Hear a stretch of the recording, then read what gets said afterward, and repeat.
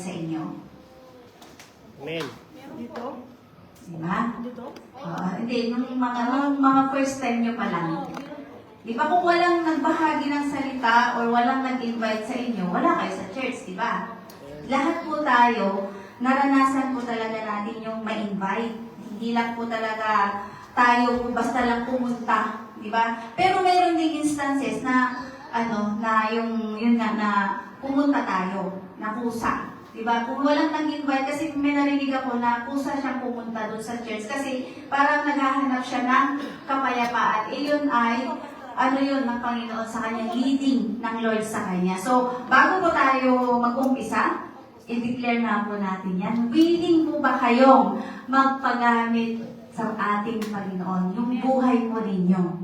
Willing po ba tayong lahat? Amen ba yun? Kasi hindi po natin ito ma-declare kung hindi tayo willing, tama? Amen. Sige, declare na po natin ito. Lord, use my life to lead others to you. Amen po ba? So, sino na po kayo may na-invite ngayong Sunday? Ngayong Sunday natin, di ba, magkakaroon po tayo ng feast. So, sino po yung may mga na-invite na sa inyo? Yan, praise God sa buhay ni Ate Gina, no? Kasi ginagamit din talaga siya ng ating Panginoon. Nakita ko yung pagbalik ni Ate, talagang andun yung joy niya to serve ulit yung ating Panginoong buhay. Tama? Amen? Palakpakan nga po natin. Yan. So, ayan, at natutuwa rin po ako kasi nandito si Ate Ruth. Diba? So, welcome po natin siya and prayer po natin na makasama na natin siya lagi-lagi. Amen po ba yun? Walang imposible sa Panginoon kapag gusto natin, di ba? At kapag ipagkakaloob yan talaga ng ating Panginoon, wala pong imposible. So, ang title po natin ngayon ay The Power of Invitation. Di ba? One invitation can change a life. Kasi kahit po ako dati, kaya pala hindi sila nagbasa dahil hindi pala nila nakita. The power of invitation. One invitation can change a life. So, tama po. Kasi tayo po talaga, yung hindi lang po talaga tayo niligtas ng Panginoon, kundi tayo din po talaga yung isisend niya para mag-invite, para maiano yung katotohanan, yung gospel ng ating Panginoon. Amen po ba yun? So, one invitation can change a life. Totoo po yan. Kasi lahat po tayo may nag-invite po sa atin at dahil doon, nabago ang ating buhay. Amen po ba yun? Kaya yun, may talagang taong ginagamit ang Panginoon. Kaya tayo nadala dito. Kaya tayo ngayon may relasyon sa ating Panginoon. And kung mahal natin ang ating mga kaibigan, kapamilya, co-worker, o kahit sino pa man, ipagkakait din ba natin na malaman nila yung totoo? Di ba mas dapat lalo tayo magkaroon ng, ay Lord, gusto ko rin i-share, Panginoon, yung naranasan ko. Lord, gusto ko rin, Panginoon, na makapag-invite para, Lord, yung bang magkaroon din po sila ng relasyon sa'yo. Dapat mayroon po tayong desire na gano'n. Hindi po natin susuluhin yung kaligtasan at yung kaputihan na natanggap natin sa Panginoon. Amen po ba? Amen. Amen. Yan. So, ang theme po natin is, God often uses simple invitations to lead people to a life-changing encounter with Jesus. So, ang pag-uusapan po talaga natin is yung buhay, yung may example po talaga dito sa Bible. Kasi si Jesus Christ, nung nag-invite siya, di ba, ng mga 12 disciples niya, ang sinasabi niya lang talaga, come follow me. Di ba, walang question. Yung mga disciples sumusunod lang talaga sila. Di po ba? Pero may isang instance na yung come follow me, sabi niya, tapos in-invite siya nung taong yon, pero nagduda siya. So, yan po yung pag-uusapan natin para mas makita natin kung paano nag-work talaga ang salita ng Panginoon at ang presensya niya sa atin. So, ang main text po natin is sa John 1:43-46. So, babasahin po natin. The next day, Jesus decided to leave for Galilee. Finding Philip, he said to him, "Follow me." Sabi ni Jesus Christ kay Philip, "Follow me." Philip, like Andrew and Peter, was from the town of Bethsaida. Philip found Nathanael and told him, "We have found the one." Sino yung the one na sinasabi niya? Ay si Jesus. Moses wrote about in the law. We have found the one Moses wrote about in the law and about whom the prophets also wrote. So, ito sinasabi ni Philip na nakanahanap na nila yung one, yung the one na yan, at yan ay ang ating Panginoong Jesus na isinulat ni Moses at isinulat din ng mga propeta. Jesus of Nazareth, the son of Joseph. And sa 46 sabi niya, Nazareth, sabi ni Nathanael, "Can anything good come from there?" Nathanael asked. And ang sabi ni Philip sa kanya, "Come and see." Yun lang yung sinabi ni Philip sa kanya. So, yan po yung pag-aaralan natin ngayon. So, yan po, kasi di ba sabi ni Philip, Nazareth, can anything good, sabi niya, come from there? Mayroon ba talagang magandang nanggagaling doon? Sabi niya kasi ang Nazareth po ay isang small town lang po yan. So, sila po nung panahon na yon, nag-aantay po talaga sila ng Misaya. Nag-aantay sila ng ipinangako ng Diyos na doon sa Old Testament natutubos sa kanila. Naniniwala sila na darating yung tagapagligtas ng lahat. Pero hindi nila akalain na manggagaling siya sa Nazareth. Ang alam nila, at least yung taong yan manggagaling sa Jerusalem, ganyan yung malalaking bansa sana. Pero sabi ni Philip, meron ba na there's anything good na manggagaling dyan sa Nazareth, sabi niya. Kaya nung sabihan ni Philip natin na yung Bisaya na found na namin, nagduda siya. Hindi siya naniwala kaagad. Kaya naman dito, titignan natin. Kasi si Philip, hindi siya nakipagdebate, hindi rin siya nagsalita ng kung ano-ano. Basta sabi niya lang kay Philip kay Nathanael is, "Come and see." So, tayo, ganun din po dapat tayo, di ba? So, lahat po tayo, minsan, parang, pag sinabi kasi evangelize, pag sinabi mag-invite, parang ang unang tumatatak sa atin, hindi ako marunong mag-share. Paano ko i-invite? May mga ganun tayo. Parang doon agad yung takot na, sinong i-invite ko? Wala naman akong kaibigan. May mga ganun pa tayo. Sinong walang kaibigan dito, di ba? Lahat tayo may mga kaibigan, lahat tayo may mga kapamilya, kung sino man yung mga nasasakupan natin, meron yan. Pero praise God, kung lahat ng mga kakilala mo ay mayroon ng relasyon sa ating Panginoon. Ngayon, maghahanap talaga tayo ng yung pwede nating mabahaginan ng salita or yung kabutihan na naranasan po natin sa ating Panginoon, di po ba? So, maraming beses po dito sa Bible, kahit ang ating Panginoong Jesus, pag nagsabi siya, kagaya nung inano niya yung mga disciples niya, ang lagi niya lang sinasabi is, "Come, follow me." Di ba? Pero nakita kasi nila na si Jesus ay ang Misaya na inaantay nila. Pero tingnan niyo po ang nangyari nun, kahit na alam na nila, si Peter, dinilay niya pa rin si Jesus Christ 3 times. Di ba? Pero alam na nila yon. Kaya may mga ganun din po instances, pero mas titignan po natin dito ngayon kung ano yung matututunan natin upang makapag-invite tayo ng ating mga kapatiran. Amen po? Amen. Sinong gusto mag-invite? Amen. Lakasan niyo.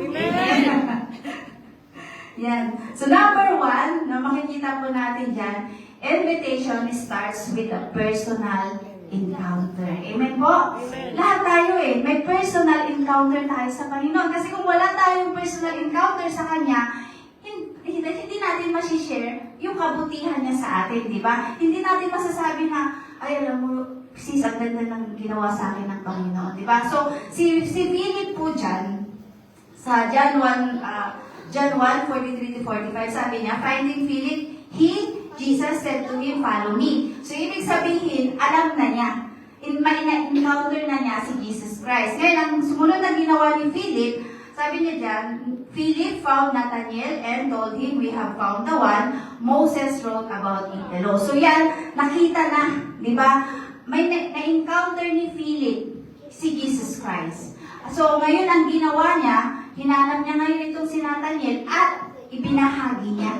Di ba? So ganun din din po dapat yung gagawin natin na kapag na-encounter mo ang ating Panginoong Hesus, yun yung maging ano natin. Di po ba? Yun yung maging kalakasan natin na, Lord, ibabahagi ko rin, Panginoon, mag-i-invite din ako para mas madaming makaalam ng katotohanan. Di po ba? Huwag po nating i-box ang ating Panginoon. Dapat po, sinasabi natin, ginagamit natin yung relationship natin to invite. Amen po ba yun? So yan, good afternoon po sa inyo. Si Brother Lester, welcome back. At si Sis, anong pangalan ni Sis? Rose po. Okay, Sis Rose, yan, bulaklak. At ang pangalan ng baby niya? Gian, wow. Welcome sa Destined for Greatness Church sa inyo. Yan, palakpakan niya po natin sila. O, yan, sinasabi ko pa lang na mag-invite, meron na dumating. Amen po ba yun? Diba? So, yun. So, bago nag-invite si Philip, nakilala muna niya si Jesus. Diba? Ang unang ginawa ni Philip naman is, naghanap siya ng babahaginan ng nasabi niya na, come and see. Sabi niya ganyan. Pero, si Philip po, nagduda siya.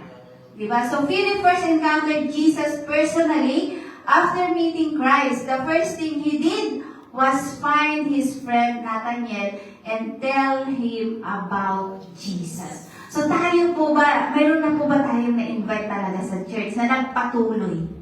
Amen. Amen. Diba? Amen po talaga. Kasi tayo po talaga yung gagawin tulay ng ating Panginoon. Tayo po yung magiging bridge para maipakilala ang ating Lord. So, willing po ba tayo mag-invite? Amen po, diba? Amen. Amen. Yeah, so, a genuine encounter with Jesus, naturally, kumbaga, pag na-encounter mo talaga ang kabutihan ng Panginoon, kusa sa'yo na, Lord, gusto ko ding ibahagi ito. Yun yung mag-share ka na talaga eh. Nakita ko rin po ito kay Sis Lynn eh, na andun yung fire na, Lord, gamitin mo. Sabi pa nga niya, na wala siyang ma-invite dito sa church, pero may nai-invite siya sa ating mga Bible study. May napapa-attend siya doon. So, yun po ay evangelism pa rin po yun. Amen po ba yun? So, alam ko po lahat sa atin, alam niyo po, ngayong darating na March 15, yung gagawin po natin ito na mag-evangelize tayo is for the glory of God. Diba? Na makita natin na dapat minamahal din po talaga natin yung ating mga kapatiran. Amen? Yeah. Tapos when people experience the goodness of God, they want others to experience it too. Tama po ba yan? Dahil na-experience mo ang Panginoon, dahil naranasan mo ang Lord, gusto mo din pag-iparanas sa kapatiran mo na maranasan nila ang ating Panginoon? Amen. Diba? So think about someone in your life, a friend, a family member, a co-worker, a neighbor. Your invitation might be the first step that leads them to encounter Jesus. Kasi hindi po yung lagi po natin tatandaan na kahit na ang galing-galing natin magbahagi, kahit na ang galing natin mag-explain, hindi po talaga tayo yung mangungusap sa kanilang puso, kundi yung salita ng ating Panginoon. Amen po? Si Lord po talaga yung mangungusap sa kanila. Tayo lang po talaga yung gagamitin ng ating Panginoon. Amen po ba yun? Amen. So, may naisip na po ba kayo na i-invite? Amen. Naisulat nyo na po ba yun? Di ba? Sabi ko po sa inyo, isulat nyo sa papel at isama nyo lagi sa panalangin. Amen po ba yun? O baka naman si Brother Dogs, may invite niya lahat yung mga nagbabasketball doon. Di ba? Amen. Di ba? Wala pong imposible sa ating Panginoon. Di ba? So, kapag willing po talaga tayo pag-amit kay Lord na madala yung ating mga kapatiran, mangyayari po yun. Amen? Amen. So, number 2, invitation does not require perfect answer. Tama po. Kasi kung titignan po natin yung sagot ni Philip nung nagtanong si Nathaniel, ano po sabi? Ayan, Nazareth, can anything good? Sabi niya, come from there. Nathaniel asked. Pero ang sagot ni Philip? Come and see. Diba? Yun lang ang sagot ni Philip. Kasi hindi po natin kailangan explain sa kanila lahat about sa pananampalataya, about sa salvation. Ang kailangan lang po natin gawin is madalas sila. Di ba? Sa church, sa Bible study, yung mga pagtitipon na alam natin na pwede sila, na pwede makilala nila ang ating Panginoon. Mas lalo na po kung hindi pa tayo masyado marunong mag-share ng gospel, di ba? Ang sabihin lang natin, sis, sama ka sa akin. Bro, sama ka sa akin at tingnan mo kung ano yung ginagawa ng Panginoon sa buhay ko. Come and see. Tama po? So, hindi po natin kailangan na marunong sa lahat. Ang importante lang po, gamitin natin yung buhay natin na makapagdala. At sabihin lang natin, or pwede rin po na i-share natin yung testimony natin. Kaya nga, sabi nga, may nag-preach dati na ingatan natin ang testimony natin. Kasi yan po talaga yung gagamitin ni Lord para mahikayat yung ibang mga kapatid natin na hindi pa nakakakilala kay Kristo. Amen po? Amen. Sabi dyan, Nathanael doubted Philip's statement. Di ba? Instead of arguing, imbis na makipagtalo si Philip sa kanya or try to explain everything, anong ginawa ni Philip? Sabi niya lang, in-invite niya lang talaga si Nathanael na sumama sa kanya. Halika at makikita mo. Amen po ba yun? Di ba? Magiging excited pa nga yung yung i-invite mo. Basta sumama ka lang sa akin. Sigurado na magiging kapag naranasan mo yung naranasan ko. Ganun po kasi hindi po every one of us ay pwedeng mag-share na agad ng salita ng Panginoon. Pero, alam niyo po, yung lang gamitin mo, one invitation lang. Baka yun na, yung paraan ng Panginoon para mabago yung taong yan. Amen po ba yun? And kapag, alam niyo po, reward din po natin yan kay Lord. Habang nag-i-invite po tayo, nadadagdagan po yung crowd natin. Amen po ba yun? Amen. Amen. Yan, you do not need to answer every question about faith. Sometimes, the most powerful step is simply inviting someone to experience Jesus personally. Amen? Amen. Yan lang po yung yung nais natin, yung maging goal natin na maranasan nila yung presensya ng ating Panginoon kagaya ng nararanasan natin sa Kanya. Amen po ba yun? Amen. Yung bang nagpupuri tayo dito na maranasan din nila. Kasi may mga tao po talaga na hindi pa nakakaranas kung paano talaga magpuri sa ating Panginoon. Alam niyo po ako, dati nung hindi ko po talaga kilala ang ating Panginoon, pag umaatin po ako sa ganito, hindi po ako makapagtaas ng kamay. Gumaganyan lang ako. Kasi hindi ko naiintindihan. Pero nung naiintindihan ko na kung ano ang ibig sabihin ng pagsamba, pagpuri sa ating Panginoon, hindi mo na kailangan mautusan na itaas po natin ang ating kamay. Kusa pong tataas talaga ang ating kamay kapag naranasan po natin ang pag-ibig ng ating Panginoon. Amen po ba yun? Kapag naranasan natin yung kanyang kaligtasan, sigurado po na mas magiging on fire din po tayo sa pagbabahagi ng kanyang kabutihan sa buhay natin. Amen? Amen. So yan, instead of waiting until you feel ready, kasi minsan hindi pa kasi ako ready, baka kasi mapahiya ako, ganun din ako dati. Mayroon akong mag-invite kayo, sabi ng pastors namin noon. Kaso sabi ko, sino naman i-invite ko? Sabi ko gano'n. Tapos alam niya, lagi kong sinasabi, ayaw ko kayong mapahiya, baka mamaya hindi pumunta. May gano'n akong attitude dati. Na ayaw ko mag-invite kasi ayaw ko ng rejection. Ayaw ko na mapahiya ako. Pero mali pala yun. Kundi, i-share mo lang, lagi mo lang ibahagi sa kanila at kung pumunta sila, maganda. Pag hindi sila pumunta, bumalik ka na lang sa kaulit, di ba? Balikan mo na lang siya kapag ready na siya. Pero tayo ng mga anak ng Diyos, dapat ready tayo lagi. Amen po ba yun? Hindi lang kapag ka may time, hindi lang kapag ka may feel mo lang na, sige, invite ko nga ito. Hindi ganon. Dapat po lagi tayong ready bilang mga anak ng Diyos. Di po ba? Yun po yung identity natin eh. Anak tayo ng ating Panginoon na tayo talaga yung gagamitin niya para ma-spread yung kanyang gospel. Amen po ba yun? Amen. Amen. So sabi dyan, instead of waiting until you feel ready, you can say simple words like, ito po yung mga pwede natin gamitin, come to church with me. Sis, punta ka, ay invite kita sa church. Maranasan mo naman yung naranasan ko, gano'n lang. Sis, join ka sa Bible study namin. Diba? Ganun lang. And come and see what God is doing sa buhay ko. Yun yung mga pwede nating sabihin dyan. Pwede nyo po itagalog yan. In English po lang po natin. Di ba ba? Sis, punta ka. Diba? Sama ka sa akin. Ganun yung ano natin. God can use even simple invitations. So yun po yung gawin natin ngayon. Mas lalo na, at ano, alam nyo, nabuburden din po tayo. Hindi po ba tayo nabuburden na, sabi ko nga sa'yo, mga magkakapalitan tayo ng mukha. Tayo lang natin magkakasama. Di po ba? Ayan. So, number 3, one invitation can lead to a life-changing encounter. Amen po ba yun? Gusto niyo po ba na kayong gamitin ng Panginoon para po makaranas yung taong yan? Ng may presensya ng ating Panginoon. Di po ba? Sabi ko nga po sa inyo, count po natin yan kapag may isa tayong na-invite. At nagpapatong-patong yan kapag marami pa tayong na-invite. Amen po? Amen. Yan, sa John 1:47, nandiyan na po. When Jesus saw Nathanael approaching, he said, "Here truly is an Israelite in whom there is no deceit," sabi niya kay Nathanael.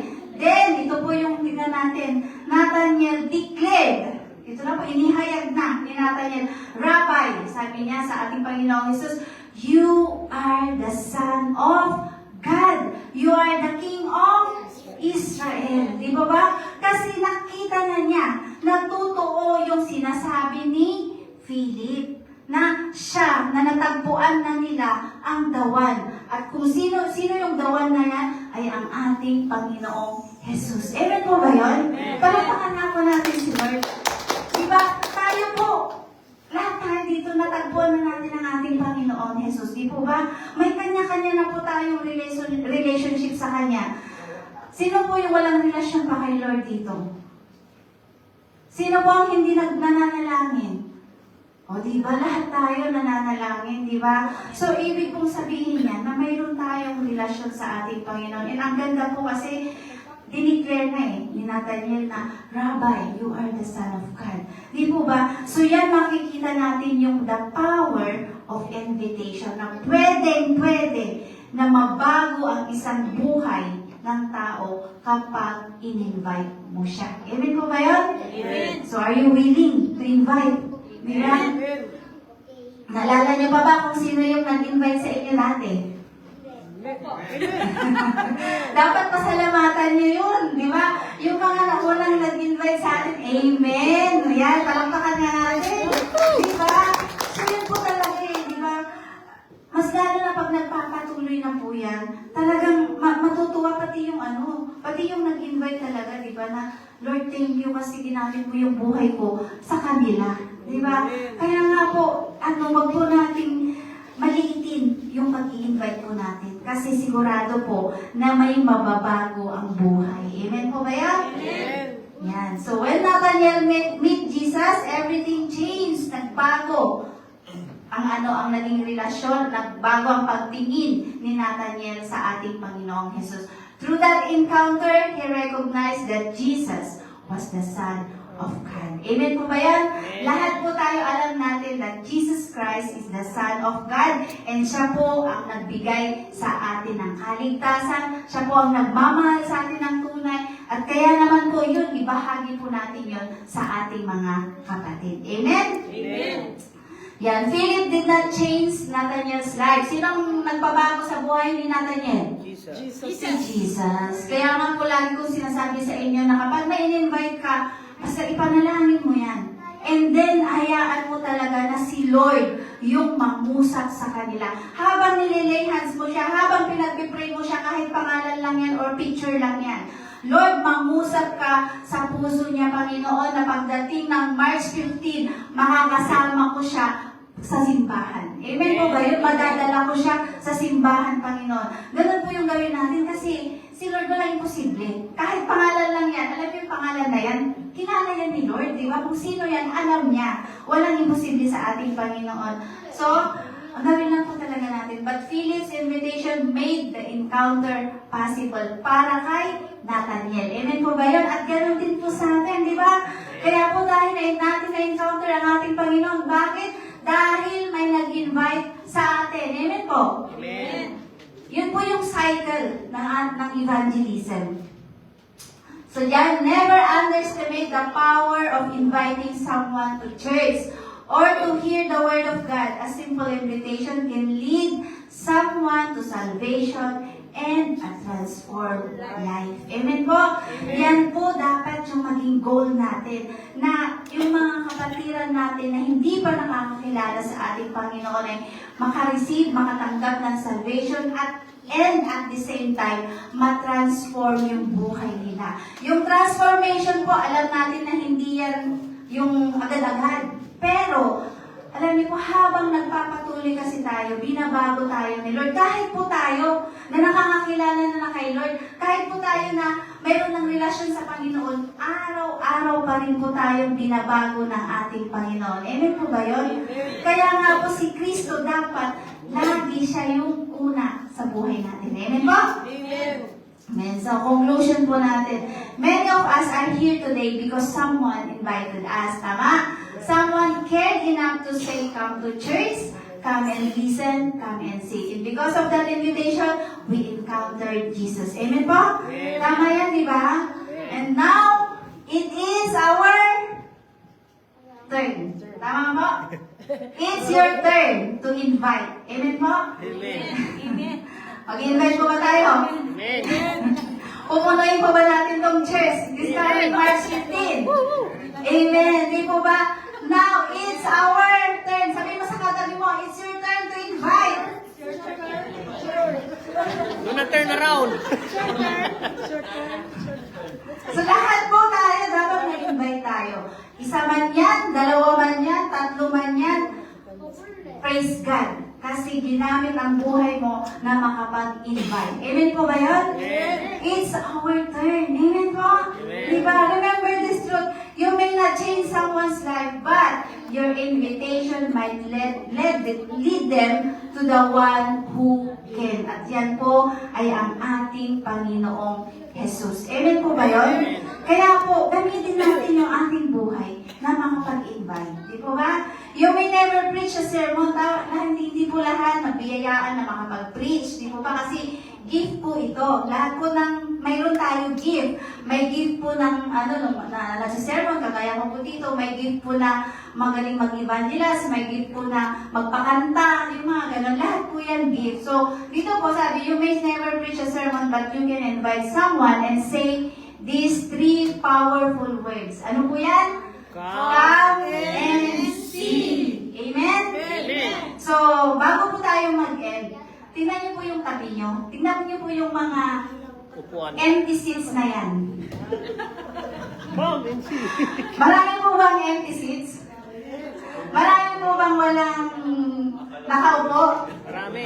Maraming ghost. Di po ba? Di ba? Baka naman, di ba, na makita natin na bukas or sa susunod na mga linggo, ang nakaupo na dyan ay ang kakilala mo. Amen. Amen? Amen po ba yun? Amen. Diba?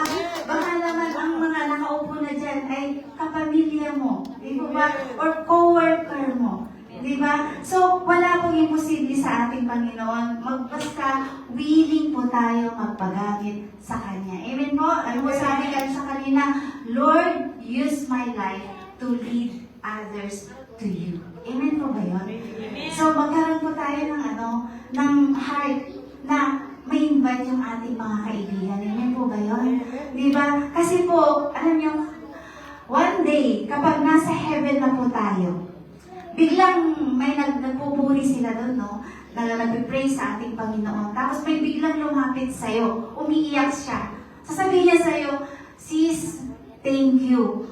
Bakit ka nagpapasalamat sa akin? Sabihin niya yun ng taong yan. Kasi kung hindi mo ako in-invite, wala ako dito ngayon. Amen ba yun? Diba? Napakaganda po na may isang tao or dalawa or tatlo na lalapit sa'yo na magpapasalamat na, sis, brother, thank you na in-invite mo ako. Ngayon, nandito ako, kasama kita na nagpupuri sa ating Panginoon. Amen mo ba yun? Gusto po ba natin yun? Diba? So, gamitin po natin ang ating buhay. Lord, use my life to lead others to you. Amen po? Amen. come and see. Di ba? And kung gusto rin po talaga natin na mas maging powerful pa, share your testimony. Kung paano ka binago ng ating Panginoon. Amen po ba yun? Di ba? I-share lang po natin yung buhay natin, kung paano tayo nagkarelasyon kay Lord, kung paano binabago niya tayo araw-araw. At alam niyo po, si Lord po, siya po mismo ang magre-reward sa inyo. Wala po akong maibibigay na reward sa inyo, pero ang Lord po, lagi, every day of our life, ay meron po tayong na reward na natatanggap sa Kanya. Amen po ba yun? Kaya naman po, ano po sabi ulit? Declare nga po ulit natin yan. Come. Never. Hindi. Come and see. Sabihin na ka first. Yan. Declare it again. Lord, use my life to lead others to you. Amen? Yes, Sino amen. yung hindi nag-declare? Ulitin natin ang mas malakas. Lord, use my life to lead others to you. Amen. So yan maging birthday niyo po yung empty seats na yan. Ang dami kung bibilangin ko to. 1, 2, 4, 5, 10 na yan. 10 bilang doon. Diba? So alam niyo po kapag nagpagamit po tayo kay Lord, may imposible po ba kay Lord? Wala. Mapupuno po natin to. Amen po ba yun? Amen. So sige po.